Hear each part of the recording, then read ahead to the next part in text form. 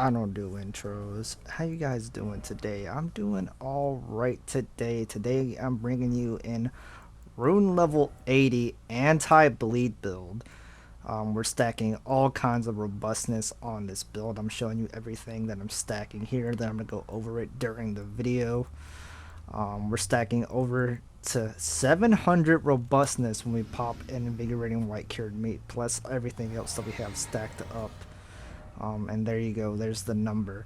The craziest part about that number is it's not even as high as it can be.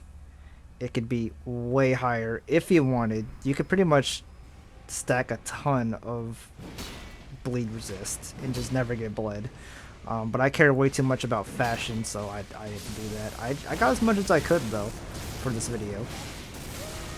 Anyway, boys, before we get started, before I talk about this brand new build, this brand new character, and the mechanics behind him and stuff like that, just wanted to say thank you guys so much for 600 subscribers, man. It's insane. We hit 500 like 2.5 weeks ago, and now we're already at 600. I don't even know what to say, man. If you guys don't know, I'm trying to get to 1,000 subs before the end of the year. And at this rate, if we keep going like this, we're going to get there much sooner, man. So, again, thank you guys so much. And if you guys ever wanted to like and subscribe to the video, now is the time, man. Trying to get to 1,000 before the end of the year. I believe we can do it. We're also very, very close to getting 50 followers on Twitch. We're 5 away now on Twitch. So if you guys enjoy Elden Ring live streams, live invasions, stuff like that, go ahead and send me a follow there on Twitch. I would greatly appreciate it. I put my name on the screen now. There you go. Go follow me, boys. Anyway, let's talk about the build, the character, and all this stuff. So for this particular video of this character, I'm planning on making a two-part kind of video about this character, because this character, the whole idea behind him was just to make a really solid invader build that you could pretty much do anything with. This is supposed to be a build that has an answer for like every situation. But in this video, I decided that I wanted to be an endurance monster and stack a ton of robustness. Just because like bleed is such a prominent thing in the game. Almost everyone you run into has a bleed in some kind of way or form, right? Like that guy that's coming at me right now, he has a scythe buffed with sacred blade. That has bleed on it, and you know what? It's never gonna bleed me because I have 700 robustness, man. But yeah, as you can see, I'm using a jar cannon here. We have a good amount of poise on this build, 75. We have a ton of weapons. We have frost weapons, heavy weapons, quality weapons, fire weapons, lightning weapons, all kinds of different things for all kinds of different situations. If that guy pulled up on me, I pulled up a Stormhawk axe and obliterated him. The Stormhawk axe really is like a fucking killing machine. If you just want to kill someone real fast, you pull out the Stormhawk axe. And that's pretty much what you do. We also have a lot of different like meats on this build. I guess I'll talk about that when I talk about the character. But mostly this build really is just like a fundamental, like solid invader build that just has a lot of answers for a lot of different situations. In this video in particular, I stacked a bunch of bleed resist because you can do anything with this build. If you wanted to stack a bunch of defense, you can. If you wanted to stack a bunch of poise, you can. If you like, this is just a really solid build, man. And lately, of all the level ranges I've been invading in, level 80 is like a really just solid, fun place to go, man. 70 is kind of eh. 60 is really bad. And I don't know, 80 just seems like the sweet spot. 90 is like weird. 90 is strange land, man. If you ask me, 90 is like, I don't know why, but I always encounter hosts with literally no health at 90 more than any other level. I don't know why that is. I don't know why all the no vigor gamers go to 90. Just the law of things, right? Sometimes there's certain laws in PvP that we have to abide by, and if you're invading at level 90, expect to just one-shot everybody, I guess. But as you can see, we have a Banished Knight Halberd here, level 80 here. lightning infused with thunderbolt. Thunderbolt's just a really good, uh, just a really good range option, honestly. I've been doing this on quite a lot of my builds, having a banished knight halberd at the ready, lightning infused, or something infused with thunderbolt on it. Just really solid. And of course, we're rocking the iron greatsword on this build as well. The cold infused iron greatsword with piercing fang. Shout out to my boy Mega Rep Butler. He kind of patented this kind of build right here. So shout out to him, man. Every time I see a cold iron greatsword with piercing fang on it, I literally call it the red special. So, you know, shout out to Mega Rep Butler, man. Really cool guy. But yeah, boys, I guess we should talk about the character and some of the meats that we have on this build. So something that I discovered recently, very recently, and I'm starting to do this with all of my characters, is that a lot of these like consumable meat items can stack with each other. Like pickled turtleneck, it stacks with everything, and it's a free stamina boost, so why not use it, right? And of course, in this video, we're using mostly the invigorating white cured meat. What that does is it gives you a ton of robustness. It doesn't give you as much as the other cured meat, but it lasts longer, so you might as well just use the invigorating white cured meat instead. Also, it just gives me a nice solid number, man. I really like the number 700. I think it's really cool. And it's not even the max.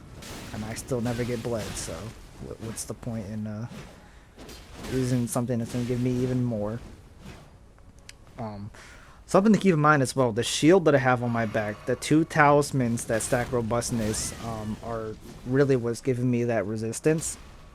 And then, on top of that, I have Lionel's gauntlets and Lionel's legs on. Lionel's and Radon's give you the most amount of robustness in the game. I'm talking about the armor, of course. So something to keep in mind is that's where you're getting all your robustness from, is those 2 things. So yeah. Not to mention some of the other fashion that I chose to use on this build, the Great Helm and the Vagabond helmet, give a decent amount of robustness as well. So yeah.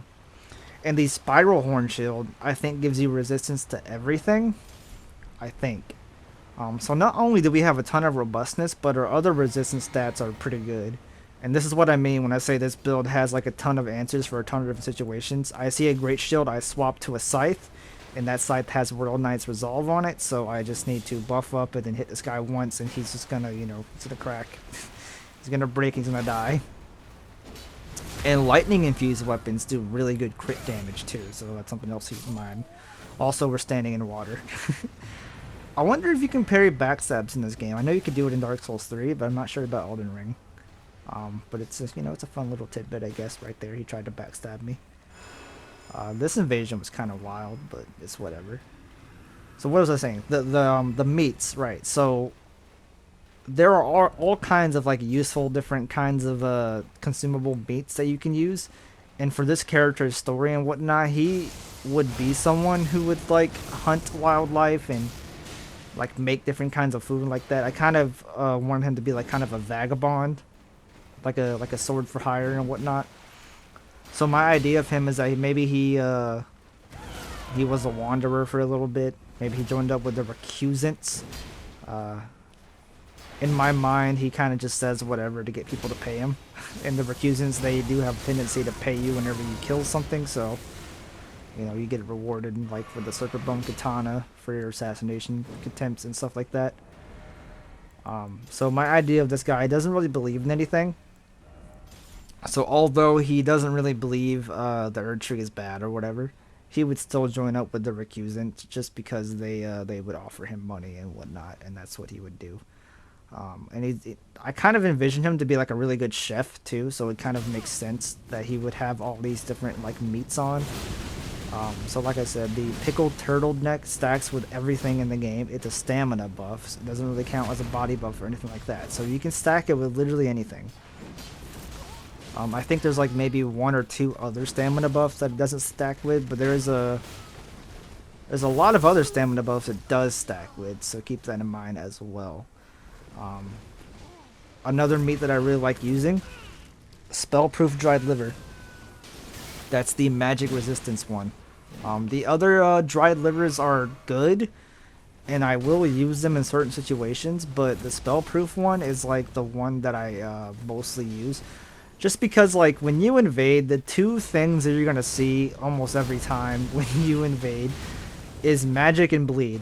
so so I went with the invigorating white-cured meat a lot of times, and other times I went with the spell-proof dried liver. It's pretty much like having golden barrier, but not as good, and you can just eat it for free, and it's much faster, right? So it's just something nice to just have right there in your inventory in case you ever want it. But yeah, this guy he has answers for a lot of situations, and that's what I like about this build. I'm probably going to invade with this build a ton, just in my free time, just because, to me, this is like my most casual, laid-back, chill build. You guys know me, I like to make my builds very gimmicky. A lot of people on the channel probably don't know that, because in recent videos I've been one-shotting people with my builds. But mostly, man, I make my builds very casual. They're mostly character made. They're not really optimized really to be killing people efficiently and stuff like that. This build, however, is just a build that has a lot of tools on it.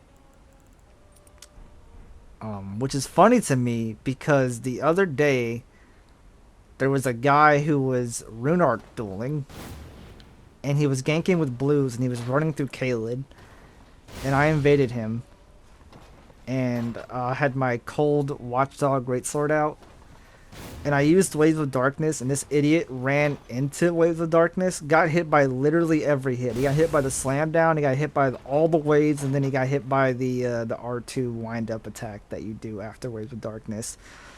And then he sent me hate mail. And he was basically just crying about how I one-shot him. Keep in mind, boys, I have 34 strength on this build. The weapon is cold infused, which gives it an intelligence scaling. I have no kind of intelligence. And then, I don't even have Shard of Alexander on. So my damage there really wasn't that high. It was just the fact that he didn't have any HP. And then he tried telling me he had 40 vigor, which I didn't believe because the man had like barely over 1,000 HP. And I'm looking on my character, and I don't have any kind of like health boosting thing or anything like that. And I'm at 1,400. I could get up to 1,600 on this build if I had stacked Erdtree Favorite +2, press Crimson Amber +2, and I can get up to 1,600. So I'm confused as to where this guy thinks that he has 40 vigor, but whatever. Maybe he had like whatchamacallit, a Baldican Blessing or something like that. It happened to me the other day, actually. It happened to me yesterday. I was like, why is my health getting lowered? It's because I did Fia's quest for my Deathblight Paladin, which, by the way, guys, you will see that build very shortly. I'm working on the video for it now. So if you guys are interested in lightning builds and Deathblight builds, you know,